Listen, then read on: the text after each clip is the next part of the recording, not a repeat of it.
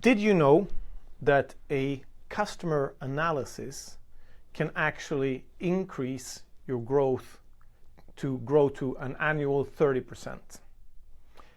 And how come is this? Well, a customer analysis is really the first step to become an insights-driven business.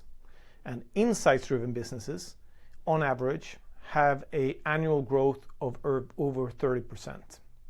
And these are businesses that made data available, accessible, democratized data within the business, and made sure that the decisions they make are based on data. And really, the first step to take is to do a customer analysis, because this is the core of your business.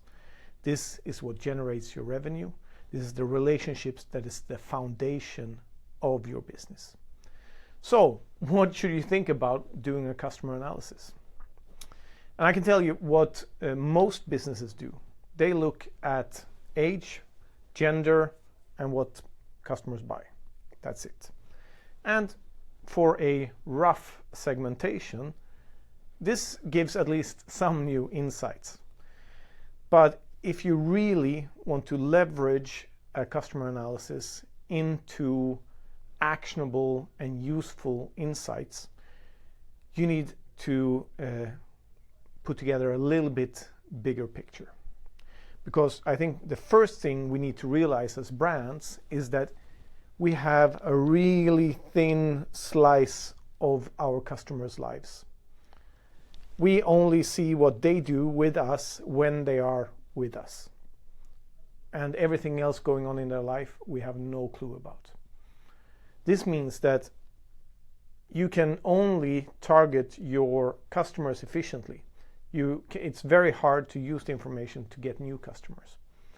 And the reason why you make a customer analysis is actually to understand your position in the market, what parts of the market, which market segments, that are most relevant for you, or which segments that gravitate towards your brand.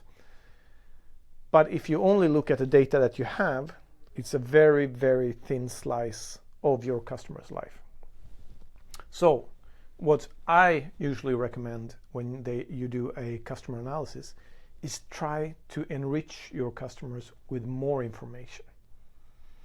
And this can be done through simple means as surveys, looking at this customer group, and asking them a few questions. Now you're starting to build some understanding of what they do, if you ask the right questions, of course, when they are not buying from you. Another way of doing it is like systemized data enrichment. This is something that we work with. And this means matching your customers to other data sources. And this means through things like email address or name and address, phone number, or other identifiers that you can tie to other data sources. You can actually start dressing up your customers with more information. And instead of just viewing them and saying, yeah, 18 to 35, they buy those things, you can see that, yeah, people with those income levels buy those things. Because it isn't necessarily the age or the gender that's the actual differentiator within your customer segments.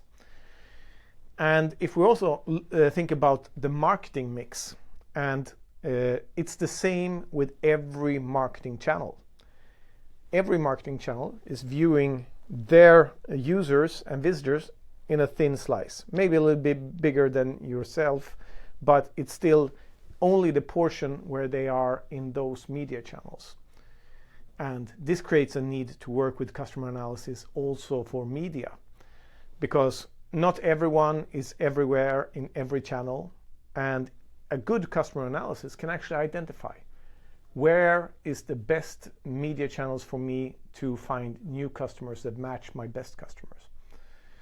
And a customer analysis should take into account both the market and the transactions. So by combining this, you can actually create real rocket fuel for your marketing, because it will tell you what to offer to which part of the market. And I often say that targeting your marketing is almost more about who you shouldn't target as who you should target. If you know that those 80% of the market is not relevant for this campaign or for my marketing at all, you can instead make sure to target the segment that's most relevant for you. And the base for this is a customer analysis. And during my years working with this, I see that brands that aren't used to working with this type of information or this type of analysis, they do an analysis and then they do another one 3-4 years down the line and say, oh, looks like we ended up over here. And I think in a fast-moving reality like the one we're living in right now, it's more important than ever to actually do the customer analysis on an ongoing basis, understanding that when we do this, this happens, so that you don't look back down the road and see, all right, we wanted to go over there, but we ended up over here. So my advice to you, start easy and start adding more information to your customer base, because this will add value in so many different layers, in the communication with your customers, in the communication on your website, and communication in your marketing. And my advice, get started today.